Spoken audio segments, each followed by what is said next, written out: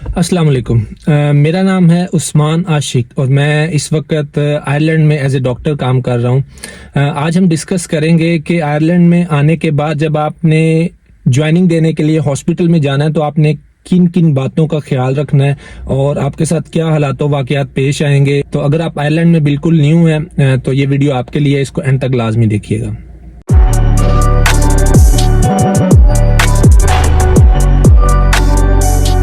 Ireland में जब आप लैंड हो चुके हैं और अगले दिन आपने ज्वाइनिंग देने के लिए जाना है तो आपके पास कम से कम ये 2 से 3 चीज़ें लाजमी होनी चाहिए। Number 1 is your Irish mobile number. कोशिश ये करें कि आप जो है अपना मोबाइल नंबर यहाँ पर आते साथ ही एक्टिवेट करें और जिस दिन आपकी ज्वाइनिंग है उस दिन आप एक्टिवेटेड मोबाइल नंबर लेके जाएं और वो मोबाइल नंबर आप अपने एचआर को दें ताकि वो आपके साथ कांटेक्ट में रहें। इसका फ़ायदा ये होगा कि आपको खुदा न खास्ता किसी भी इमरजेंसी का सामना करना पड़ता है या किसी भी किस्म की हेल्प रिक्वायर्ड है तो आप एचआर के साथ रब्ता कर सकते हैं। एंड द सेकंड थिंग कि आप प्रूफ ऑफ अकोमोडेशन आइडियली लेके जाएं। प्रूफ ऑफ अकोमोडेशन क्या हो सकता है? वो आपका टेनेंसी एग्रीमेंट हो सकता है या इलेक्ट्रिसिटी या गैस का बिल हो सकता है। लेकिन इसमें मसला ये है कि अगर आप आयरलैंड में नए हैं तो इलेक्ट्रिसिटी या गैस बिल तो आप इतनी जल्दी आप शो नहीं करवा सकते क्योंकि उसके लिए आपको कुछ टाइम रिक्वायर्ड है। तो tenancy agreement would be a good idea अगर आप अपने साथ टेनेंसी एग्रीमेंट लेके जाते हैं। और अगर आपका अकोमोडेशन का इशू अभी तक हल नहीं हुआ तो काइंडली आप अपने एचआर से रिक्वेस्ट करें कि हमें एक लेटर इशू करें जिसमें hospital as a proof of address हमारा मेंशन्ड हो। इसका फ़ायदा ये होगा कि प्रूफ ऑफ एड्रेस आपको हर जगह पर रिक्वायर्ड होता है।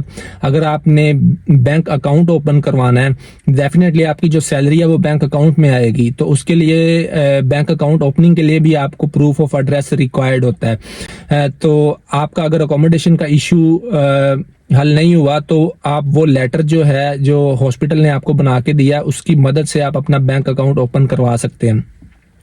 देन फिर एचआर आपको भेजेगा ऑक्यूपेशनल हेल्थ क्लियरेंस के लिए। उसमें आपके हेपेटाइटिस बी, सी और जो बेसिक टेस्ट होते हैं या जो टीबी के टेस्ट होते हैं, चेस्ट एक्सरे, ये चीज़ें होंगी।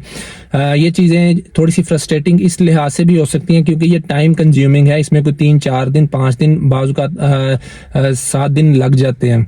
तो जब तक ये आप ऑक्यूपेशनल हेल्थ से क्लियर नहीं होते आपकी जॉब स्टार्ट नहीं होती।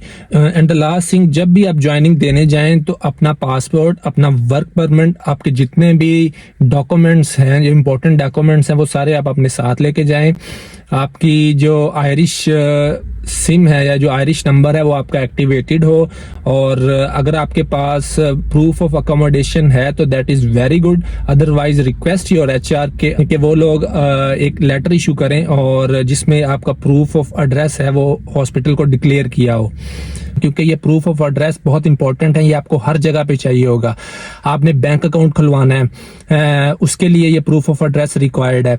आपने पीपीएसएन नंबर अप्लाई करना है, उसके लिए प्रूफ ऑफ एड्रेस रिक्वायर्ड है। आपने जीएनआईबी एक कार्ड बनवाना है, उसके लिए प्रूफ ऑफ एड्रेस रिक्वायर्ड है। तो काइंडली आपने रिक्वेस्ट करनी है एचआर से कि अभी तक हमारा अकोमोडेशन का इशू चल रहा है, kindly try to resolve it और हमें एक लेटर इशू किया जाए जिसमें हॉस्पिटल ये लिखे कि ये लोग यहाँ पे नए हैं और नई जॉब स्टार्ट कर रहे हैं और हॉस्पिटल के एड्रेस को ही इनका एड्रेस कंसिडर किया जाएगा।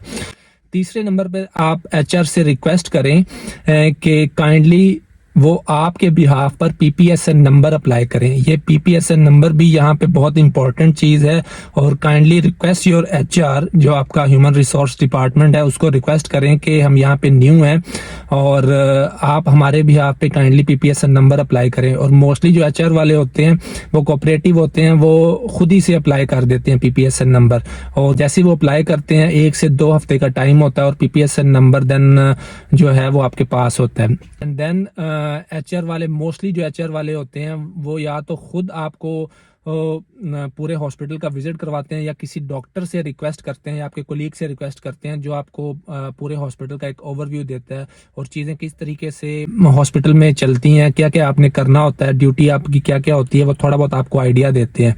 तो ये जो मेरा फर्स्ट डे का एक्सपीरियंस है इसको मैंने शेयर किया है। आप लोगों का कोई क्वेश्चन हो तो वो नीचे कमेंट में लाजमी डालिएगा ताकि उस पर भी वीडियो बना सकें। मिलते हैं अगली वीडियो में।